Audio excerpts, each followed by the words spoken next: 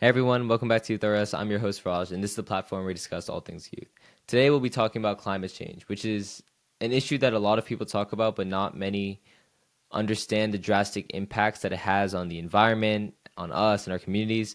And to give a better perspective on these impacts, local author and leader Mike Tidwell will come on to talk about his recently published book, The Lost Trees of Willow Avenue, and give insight into the climate issue with his experience as founder of the Chesapeake Climate Action Network, which he established back in 2002. As a longtime resident of Tacoma Park, Maryland, Mr. Tidwell has seen firsthand the worsening environmental conditions over the years, and today we'll have a chance to talk to him a bit about local environmental conditions and getting to know him and his book more, and how his book discusses the impacts that environmental injustice has on individuals and communities in our local environment. So with that said, let's get right into it, and I really hope you guys enjoy this one. Hey everyone, welcome back to YouthRS. I'm your host Raj, and I'm here with Mr. Tidwell. Mr. Tidwell, do you want to go ahead and introduce yourself? Yeah, hi Raj. My name is Mike Tidwell. I'm Executive Director of the Chesapeake Climate Action Network, and I'm also an author with a brand new book out called The Lost Trees of Willow Avenue, a story of climate and hope on one American street.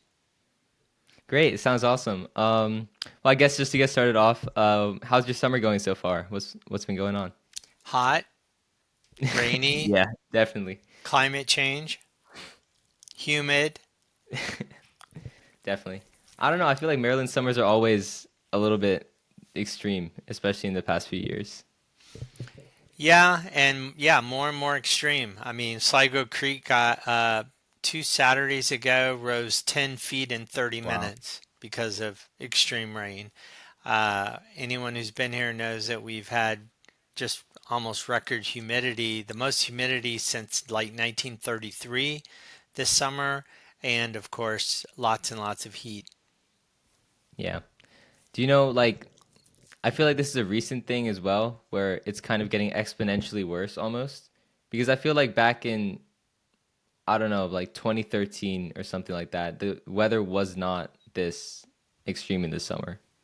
Like I feel like in recent years, have you been noticing that as well? Not only noticing, I mean, the science confirms it. The Yeah. world is getting hotter and hotter, faster and faster. We're getting bigger, more intense precipitation events. I write about all this in my book. You know, my book, The Lost Trees of Willow Avenue, is about the impacts of climate change on my one block in Tacoma Park, Maryland, where I keep a diary for a year of the conspicuous impacts of global warming on one street right outside my front door. I chronicle the huge trees that have been dying in my neighborhood because of climate change, according to the city arborist, not according to me, but according to the arborist.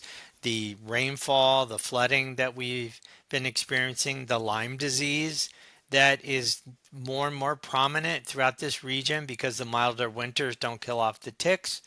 You ask, doesn't it seem like things are getting more intense from extreme weather? They absolutely are, and you can observe them outside your front door now.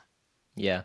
And I mean, I guess it's great that we're talking about this. And I also really appreciate people like you who dedicate a lot of their time to advocacy for topics like this because I mean, especially now, it's really important that we talk more about this. So I guess that leads me into my first like segment of questions. What kind of got you into climate change and like activism and writing about the environment? Well, as a kid, I was lucky enough to have parents who took me camping and fishing and hiking a lot, and I fell in love with the outdoors and was a Boy Scout, and I've just always felt happiest outdoors. And as I grew older, I realized that all things natural were under assault from climate change, that nature was basically ending because we've changed the climate and changed the weather patterns completely, and that this climate change is not only bad for all the natural world, but it's bad for human beings. It's bad for human civilization around the world, and that we need to slow it down and eventually stop it by transitioning to clean renewable energy around the world and phasing out fossil fuels, which are what are driving climate change. Hmm. And I take it, I mean, one of the big ways that you do work on, fighting climate change is through your organization, the Chesapeake Climate Action Network. Do you want to go ahead and tell us a bit more about that? Yeah, Chesapeake Climate Action Network, CCAN. We're headquartered in Tacoma Park, Maryland, but we're active in Maryland, Virginia, and the District of Columbia, advocating for clean energy solutions to global warming in those three states, but also on Capitol Hill. We were founded I founded the organization in 2002. And, over those 23 years, we have shut down coal plants and passed legislation leading to the largest offshore wind farm being constructed in the entire United Wow, States off the coast of Virginia Beach. We've banned fracking by statute in Maryland, and we've advocated for policies that incentivize solar panels on rooftops. We've done all these things in the last 23 years. that's awesome. That's crazy to hear. Um, One thing that just like adding on to that, I noticed that a lot of people who either don't know, especially like among the younger population and like high schoolers and uh, kids, I guess, they don't really understand either the reason for getting involved in all this environmental stuff or just don't have the experience to see that sort of impact. So, how would you how would you state climate change to be to like make it feel more urgent for the younger population, if that makes sense? It's a great question. I think that for someone who's young and who doesn't remember the before times, and by before times I mean there was a time not long ago in my lifetime, and really as recently as 10 or 20 years ago, where we had predictable seasons. We had cold winters where it snowed, followed by springs where you could plant your vegetable garden knowing pretty much when the last frost was going to happen. We had summers that were hot and sticky and humid, but not unbearable, not day after day after day of record setting humidity and discomfort. And we had autumns that used to, come on time and it would get drier and we would see our leaves change in a predictable way. And first frosts usually came at a predictable time, which helps farmers. So we had predictable seasons, and now we don't. Uh, Most winters we get zero snow, and then we'll get the occasional winter with unusually high snow, but we don't get normal. Yeah. All over the world, it's too wet, too cold, too dry, too wet. And that's true in this region. And the reason why young people should care about the fact that the world they live in now is much different than the world their parents grew up in, is that these weather changes are violent. They are violent toward living things, toward trees. Trees are dying across our region, and I write about that in my book, The Lost Trees of Willow Avenue. Um, the changing climate is bad for farmers, it's bad for fishermen, it's bad for our bridges, our roads, our tunnels, our metro systems, you name it. They're all affected by a changing climate. And ultimately, it's bad for our ability to feed ourselves and have a stable society. And so young people will experience these extreme weather events, as you mentioned, your perceptions. Um, and they're going to get worse unless we switch faster and faster to clean renewable energy. Great. And what are some like realistic impacts that you think like kids today and teens today could like or what are some actions that kids and teens today could take to have a realistic impact in fighting climate change?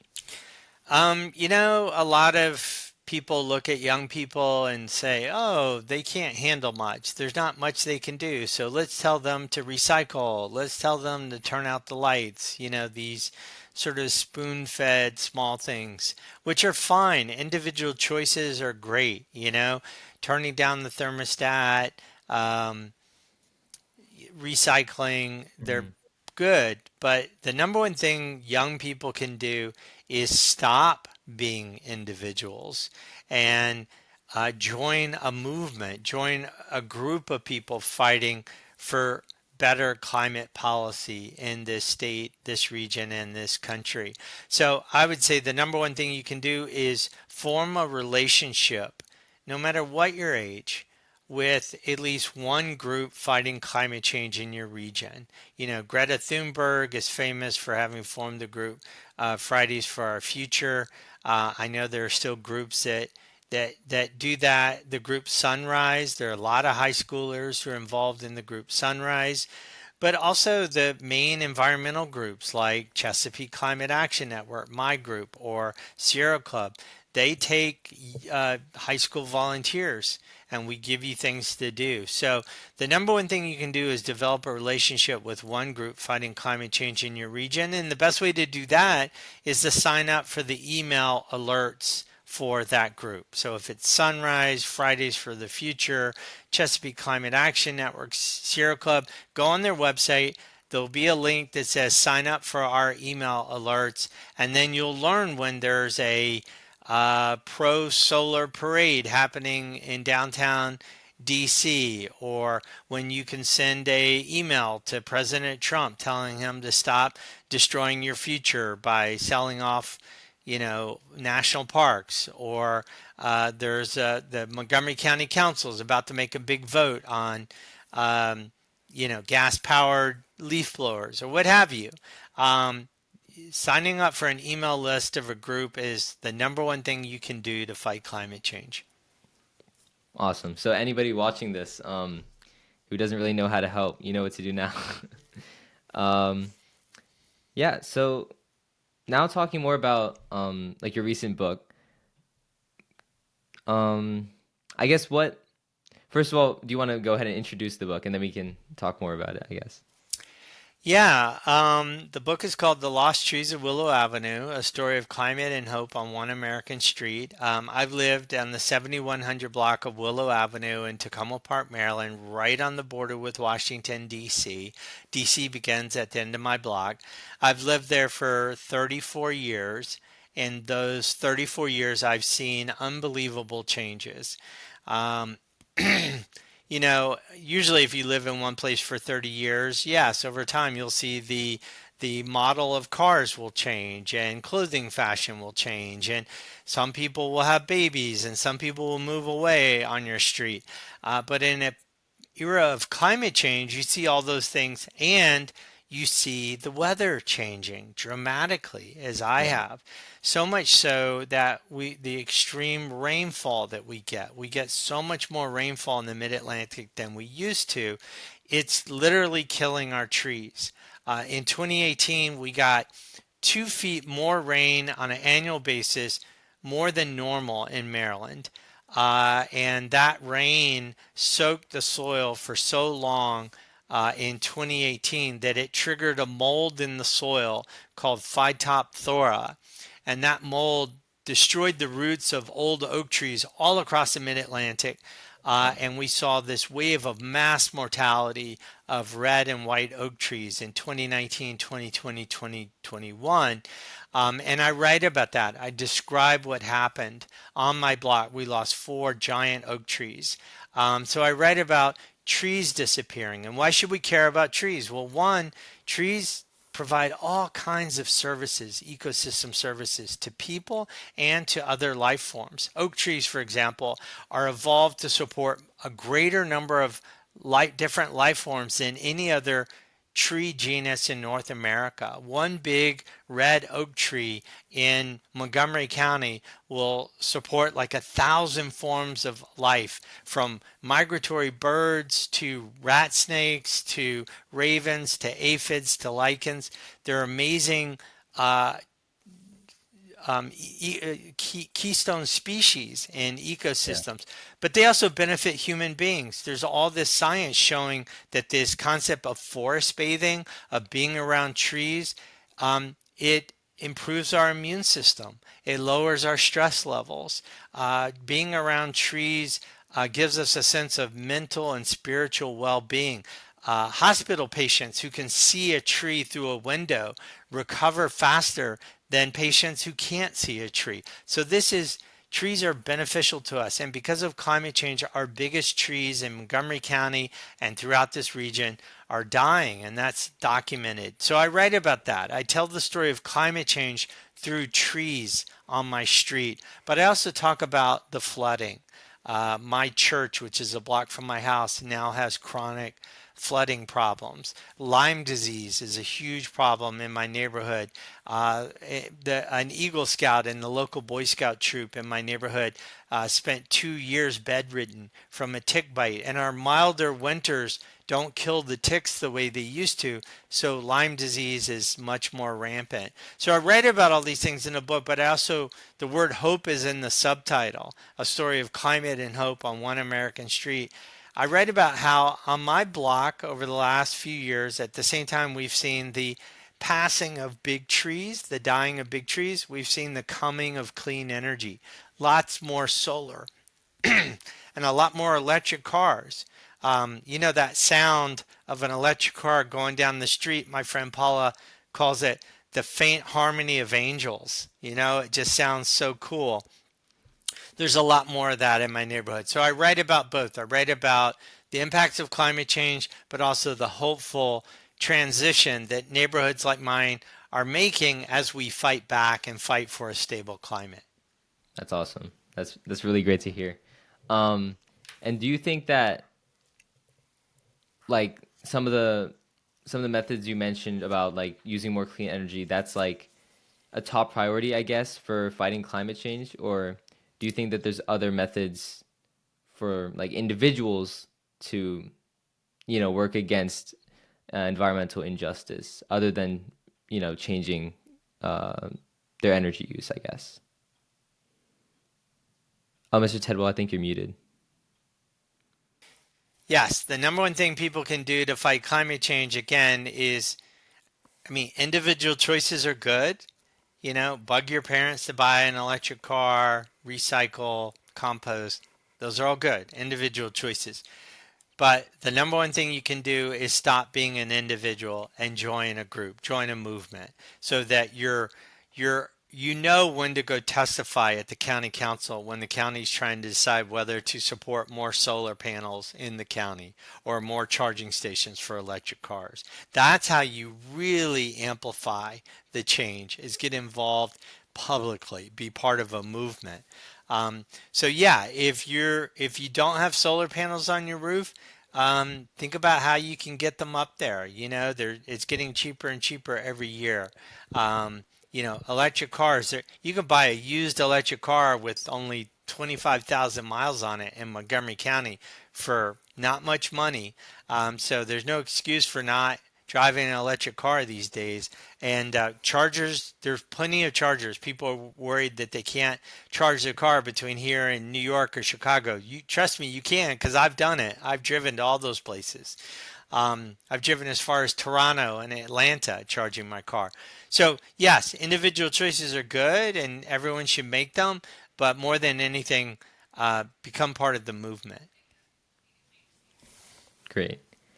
And okay, now talking more about, the role of authorship and writing in activism as a whole, and just kind of taking your opinion on that. You've used books and even films as tools for activism.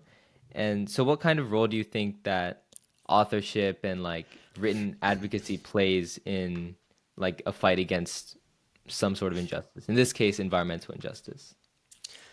Well, writers have always been important. Communicators have always been important in mass movements from the beginning of human civilization. Um, the great organizer and author Saul Alinsky said that uh, the one thing that you have to have if you're going to be a good organizer is the ability to communicate. You can be an organizer with a lot of money for your campaigns, but you can't communicate with the public very well. You're not going to get much done. You could have lots of volunteers and a great strategy of how you're going to address some injustice. But if you can't communicate, it won't matter if you have a good strategy. It won't matter if you have volunteers. It won't matter if you have money. You have to be able to communicate. Yeah. And so, as a former journalist, I bring those writing skills to the work of the Chesapeake Climate Action Network. We do social media, we make films, I write books. We do email alerts. We are constantly trying to communicate with people. Get on podcasts like this. Um, it is how you arouse the public's sense of alarm. It's how you inspire the public to fight for solutions. It's how you encourage people not to give up, no matter how bleak things may seem. In at the White House or in Congress, there's always things that we can do at the local level. So that ability to communicate, not just the numbers, not just the statistics, not just the dry description of policy changes, but to tell stories and to invoke people's emotions and arouse their anger and inspire their hope. That is what I try to do in my writing, and that's how you communicate effectively if you want to make social change happen. Great. And is there like a specific way you approach your writing work when you're trying to write for a specific cause, if that makes sense? Mm, Or Try like, that again. yeah. For example, when you were writing The Lost Trees of Willow Avenue, was there like a specific way you approached the idea of that book, or did it kind of just come with the emotions of seeing, climate changing over the amount of time that you lived there? I mean, I looked out my front door and realized that climate change has gotten so bad all over the world that you can take a spinning globe, just start spinning a globe and take a dart and throw it at that globe, and wherever that dart lands, anywhere in the world, whether it's South Africa, you know, downtown Tokyo, or the 7100 block of Willow Avenue in Tacoma Park, Maryland, where I live, you can write a whole book about that one little microdot, wherever it is in the world, in terms of the conspicuous impacts of climate change affecting that one small spot. And the reason I know that is because now I've done it. I've written a whole book about the impacts of climate change on my street. And that just struck me as alarming. And if I could get people to see how much climate change is affecting my street, then they'll be able to see how it's affecting their street and their life. And so it's a compelling story. It's an incredible drama. People think, why would I want to read a book about this guy's shriveling bushes or whatever on his block? That is not what the book is about. It is about issues of life and death and sorrow and hope.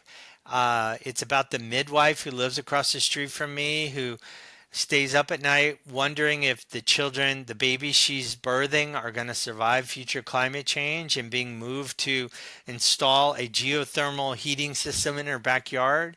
It's about a young woman on my block, 29 years old, who is unsure whether she wants to have children because of climate change and the struggles that she goes through.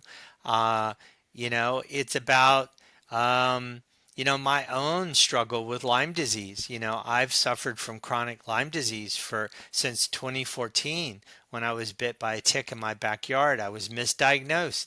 And so I couldn't get early treatment. It was years before I started antibiotics. I manage the condition now with periodic antibiotics, but it's not a picnic. We all know about long COVID.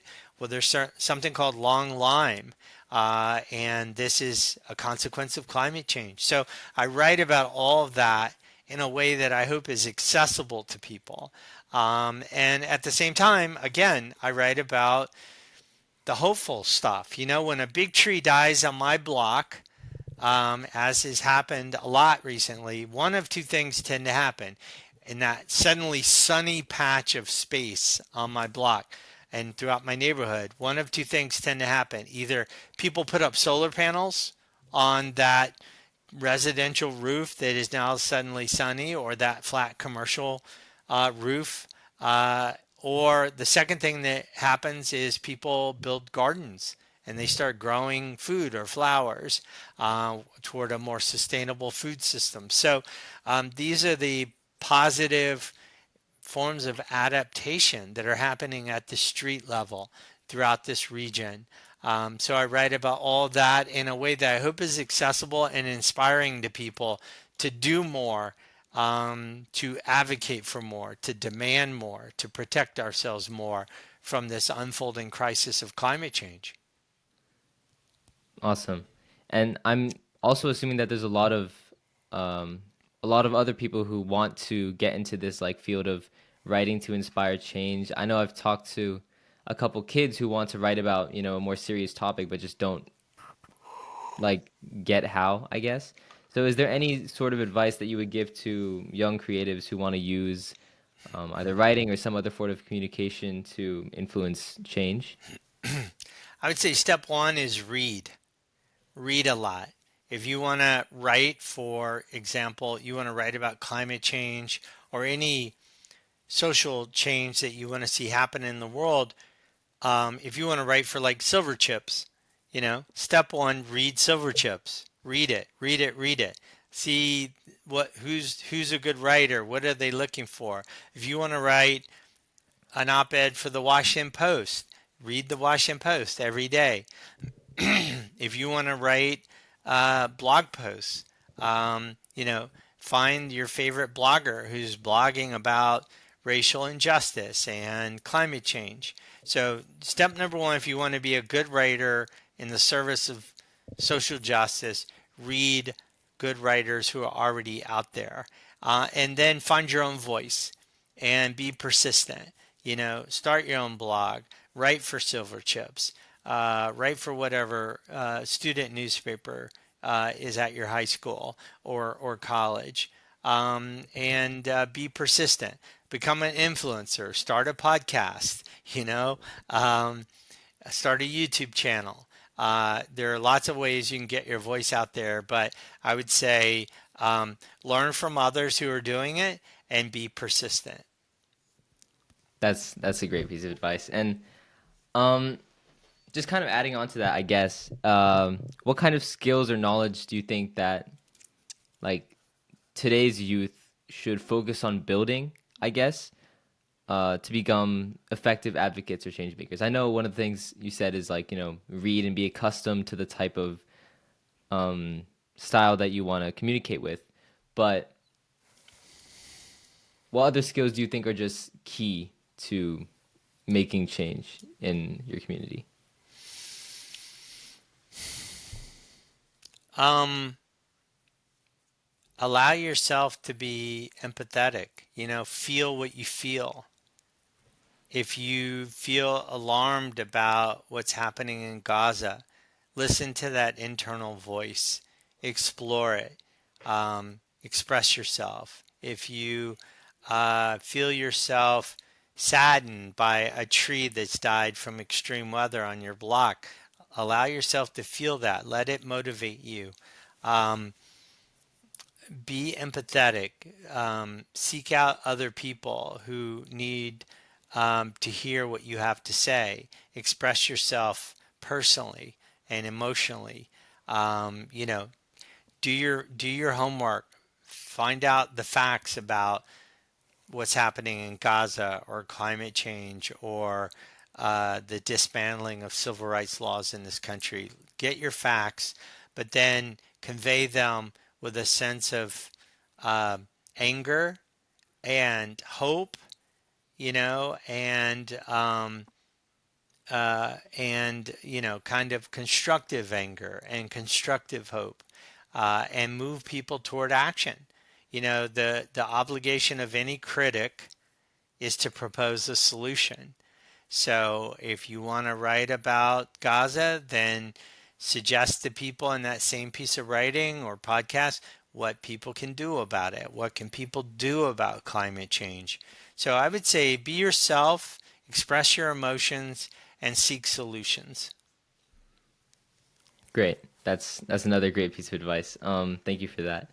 And I guess now, almost wrapping up, I guess, for the last few questions, maybe I can, yeah, let's kind of steer back to the climate topic again. First of all, where do you see like this whole movement, this like climate movement of I'm also noticing in addition to, the effects of climate change being more noticeable, I'm also noticing a lot more people who care who are expressing their feelings about this like the events that are happening these days. So, where do you see this movement being in say 10 years? In 10 years, we better be a lot bigger movement. We need a president in the White House who believes in climate change. We need a Congress that believes in climate change. We need international treaties. We need a public that marches and demands a relief from the heat, from the extreme weather, that cares about the dying coral reefs around the world. We need young people. We need young people. I'll be honest with you. I knock on doors for climate candidates. I go to rallies for climate issues. I don't see nearly as many people who are young like you as I see people who are older like me. So we need young people. Um, we can't win this fight without young people. There's no way. Can't be done. We need young people to engage. We need young people to vote. I mean, the number one reason Joe Biden won in 2020 is young people turned out to vote for him. The number one reason why Kamala Harris did not win is young people stayed at home and did not vote. Um, yeah, get out there. We need a movement full of young people. That's how our movement needs to look 10 years from now. Awesome. So, all young people also listening to the podcast, you know what to do. And this one's a bit more personal, but has, being a father or being a dad changed the way you see your work as an activist or the future of the planet and the direction it's going in? Certainly, yeah. My son's 28 years old now. He went to Blair High School, graduated in 2015.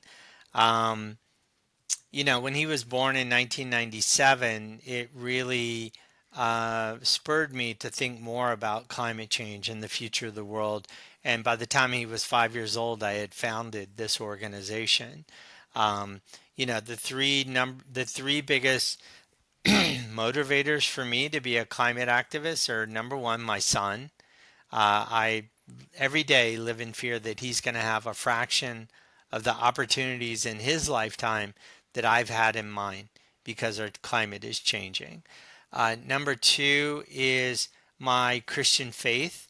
I belong to a really great progressive uh, Presbyterian community, Tacoma Park Presbyterian Church.